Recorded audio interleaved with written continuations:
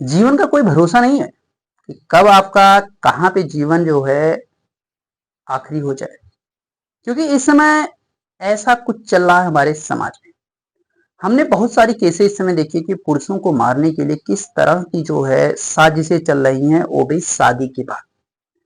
ज्यादातर जो केसें आ रही है ना, वो कैसी आ रही हैं, शादी होने के बाद की स्थिति में। मतलब कि कोई बहुत बड़ा आदमी है तो उसके ऊपर केस लगा दिया जा रहा है कि भाई हमें जो एक नीलोमणि चाहिए, वो आदमी परेशान होकर के आत्महत्या कर ले रहा है, या कोई नहीं कर रहा है तो उसको मार दिया जा रहा है।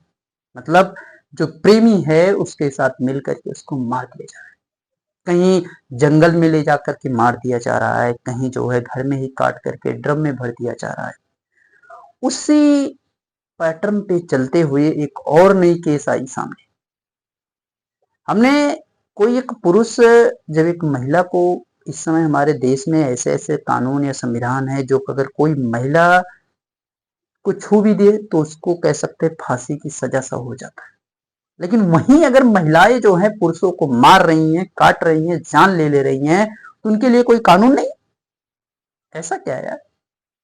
हम तो कहते हैं कि हमारा संविधान हमें समानता का अधिकार देता है, जेंडर के आधार पर कोई भी जो है भेदभाव नहीं किया जाता, तो यहाँ पे कैसे भेदभाव हो जा रहा है भाई कानून में आकर के? दरअसल बात यह है कि महाराष्ट्र में एक केस आया। महाराष्ट्र में एक केस ये हुआ कि वो कोई बहुत बड़ा व्यक्ति नहीं है, बिजनेसमैन नहीं है, ना कोई प्राइवेट बहुत बड़ी नौकरी करता है, नहीं, एक मजदूर व्यक्ति है, कह सकते हैं मिस्त्री। जैसे नहीं काम पे लोग अपना रोड पे खड़े होते तो वहां से आते हैं लोग, उनको लेके जाते हैं, उसके बाद अपना काम कर रहे थे, राजगीर मिस्त्री। उसकी जो पत्नी है और पत्नी का जो प्रेमी है और प्रेमी का एक दोस्त, तो पत्नी और उसके प्रेमी और उसके प्रेमी का दोस्त मिल करके उस मिस्त्री को, यानी जो व्यक्ति है, उसको उसी के घर में मार करके दफना देते हैं। बस बात केवल इतनी सी थी कि उसका जो हस्बैंड था वो मना करता था, वो रोकता टोकता था कि उसके साथ तुम ना जाया करो, उससे बात तुम मत किया करो। और यही बात उस महिला को बुरी लग गई और उसने क्या किया, अपने प्रेमी के साथ मिल करके उस व्यक्ति को मारा जान से। मारने के बाद घर में ही दफना दिया और दफनाने के बाद ऊपर से नई टाइल्स मंगवा के लगवा दिया ताकि किसी को शक भी ना हो। अब उसी शहर में उसका भाई भी रहता था। जब उसके भाई को जरूरत पड़ी पैसों की तो भैया को अपने फोन लगाया और भैया का फोन आ रहा था बंद। होता है ना कि यार फोन बंद आ रहा है भैया का, एक दिन दो दिन बंद, ठीक है।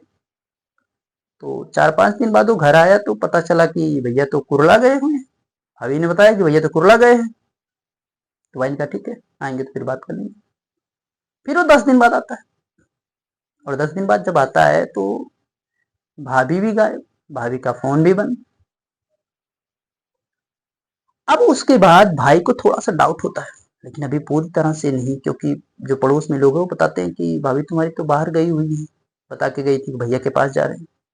चलो ठीक है, कोई बात नहीं।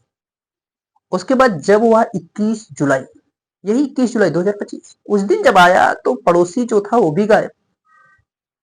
तब उसको पूरी तरह से डाउट हो गया और वो घर के फिर अंदर आया। अगर कोई किसी घर में रहा हो ना तो उसको पता होता है कि इस घर का एक कोना कैसा है, हर कोने के बारे में उसको पता होता है।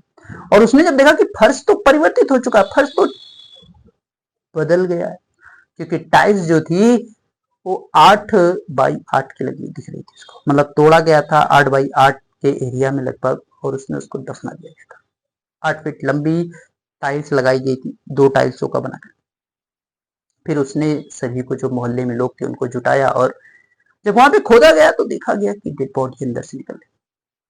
सोच सकते हैं, मतलब यहाँ पे कोई बड़ा बिजनेसमैन नहीं, ना कोई सरकारी नौकरी वाला, एक तो मजदूर की जान भी चली गई केवल किस वजह से, प्रेम की वजह से।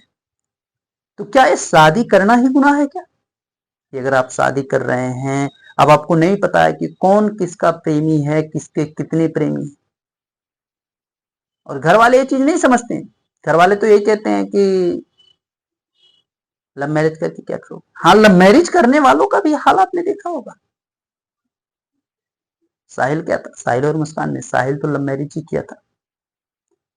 तो यहाँ पे तो मेरे हिसाब से यही लग रहा है, ना लव मैरिज ठीक है ना अरेंज मैरिज, भाई शादी ही नहीं ठीक है। क्यों? क्योंकि जान तो बची रहेगी ना, माँ बाप के साथ तो रहोगे ना, माँ बाप का ख्याल तो रख पाओगे ना। यार लोग शादी इसलिए केवल नहीं करते हैं कि हमें जो है खानदान ही बढ़ाना है, एक साथी रहेगा, ख्याल रखेगा, हमें कोई प्रॉब्लम होगी हम उससे साझा कर पाएंगे, उसे कोई होगी तो हम उसके साथ रहेंगे, हमारे साथ कोई प्रॉब्लम होगी तो हमारे साथ रहेगा। बहुत सारी समस्याएं होती है, जीवन का एक कह सकते हैं निराधार बनाया गया था, लेकिन उस चीज की जो कड़ी एक थी वो टूटती नजर आ रही। लोग शादियों से डर रहे हैं क्योंकि लोगों को अपनी जान प्यारी। तो क्या भविष्य में कुछ ऐसा नहीं दिख रहा है कि लोग शादियां करने से ही मना करने लगे? तो हमारे समाज को क्या हो गया भाई? एक बार कमेंट करेंगे कि इसका कोई सोल्यूशन है, कोई इलाज है, आपको आइडिया हो तो कमेंट जरूर कर दीजिएगा।